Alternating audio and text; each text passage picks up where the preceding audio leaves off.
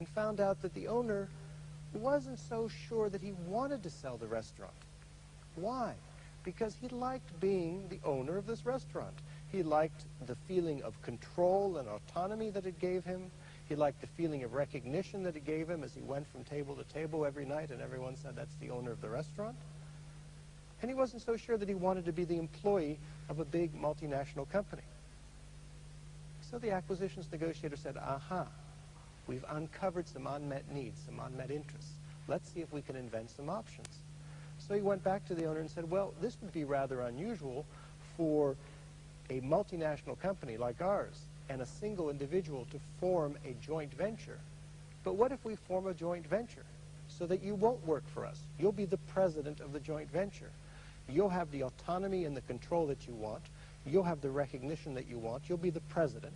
And we'll buy 80% of the stock in this company from you. You'll own 20%. You'll be the president. You'll run things. And the longer you stay, the more we'll pay for your 20% of the stock if you want to sell it back to us, because we want to create an incentive for you to stay as long as you can so that we can learn from your management experience and turn this into a successful chain. Well, once the acquisitions negotiator framed the solution that way, the owner agreed. It met his interests. He got a fair price, a generous price. He got the autonomy and recognition that he wanted. That is the power of building the other side of Golden Bridge and of reaching a mutually satisfying agreement through this kind of negotiation. Satisfying agreement. Congratulations. Congratulations. Congratulations.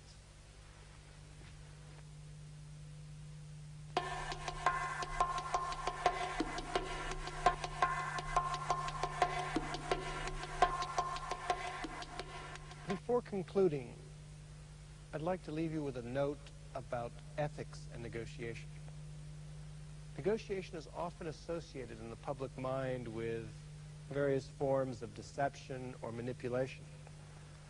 And I've always found this interesting because in the 2 decades that I've been working in this field, working with some of the most successful negotiators in business, in law, in diplomacy, the thing that I've found that they value most is actually their reputation for honesty and fair dealing. Now, why would this be? Let me tell you a story to illuminate this. I have a friend whose name was Ambassador Carrington. He was a British diplomat, and he was the British ambassador to the United Nations at the time of the 1967 Middle East War. And it was his job after the war to fashion the UN resolution to decide what should happen in the Middle East to resolve that conflict. It's known as UN Resolution 242. It's perhaps one of the most famous resolutions in UN history. They're still talking about implementing it today. Well, it was a very difficult negotiation to try to bring all the parties together in agreement. And there was one holdout, and that was the Soviet Union. But after 3 weeks of arduous negotiation, Ambassador Carrington decided that he needed to bring this to a vote. There was a lot of pressure from his foreign ministry and from the world generally to bring this to a vote.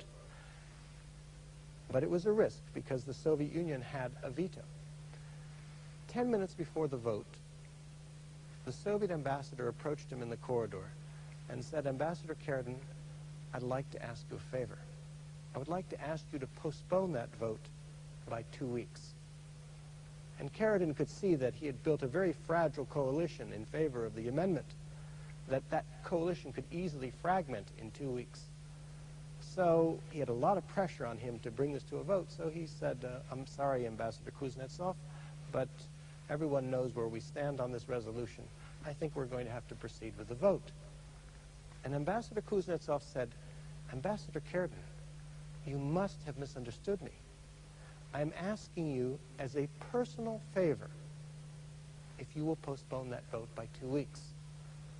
And Carrington told me that as soon as he heard the word personal in there, he knew that no matter how much pressure he was going to get from his own foreign ministry, no matter what the chances were of his coalition fracturing, he had to grant Kuznetsov his wish. Now, why was this? Because Kuznetsov, even though he represented a country, the Soviet Union, that had very little reputation in the international domain for honesty and fair dealing, Kuznetsov personally had that reputation among his diplomatic colleagues. And if he was taking his reputation, something that takes an entire lifetime to build, and putting it on the line, then Sheridan knew that he had to grant him his wish. So he did. 2 weeks went by. They're having the vote in the UN Security Council chamber. Going around, every country is voting in favor of the UN Resolution 242. The last to vote is the Union of Soviet Socialist Republics. Ambassador Kuznetsov raises his hand and votes in favor of the resolution. And sure enough, rather than using the 2 weeks to try to meddle, to try to destroy the agreement, he'd use the 2 weeks to go back to Moscow and persuade his superiors there to vote in favor of the resolution. But think about this for a moment. He never would have been able to buy those 2 weeks if he didn't have that reputation. If you have a reputation for honesty and fair dealing, the other side will give you the benefit of the doubt. They will believe you. You will have credibility. They will tell you information about their interests that they wouldn't otherwise share with you. You will have a much better chance of inventing options for mutual gain, of getting all the gold off the table. If you don't have that reputation, then people will either refuse to deal with you because you have a reputation for lying or manipulating, or if they are forced to deal with you, they'll deal with you at arm's length. And think about this for a moment. There's no question that through deception or manipulation you can gain a short-term advantage in any negotiation. Once. But think about this. You have thousands of negotiations ahead of you. It would be like a company taking all its capital and spending it on a single transaction, because that's what your reputation is. It's your capital. And that's why I think the most successful negotiators I know, why they value that reputation. That's their most valuable asset. In a negotiation, you have your word. Their most valuable asset is their reputation for honesty and fair dealing. It's not only the right thing to do, it produces the best results. We've talked about 7 principles for negotiating effectively, even in the most difficult situations.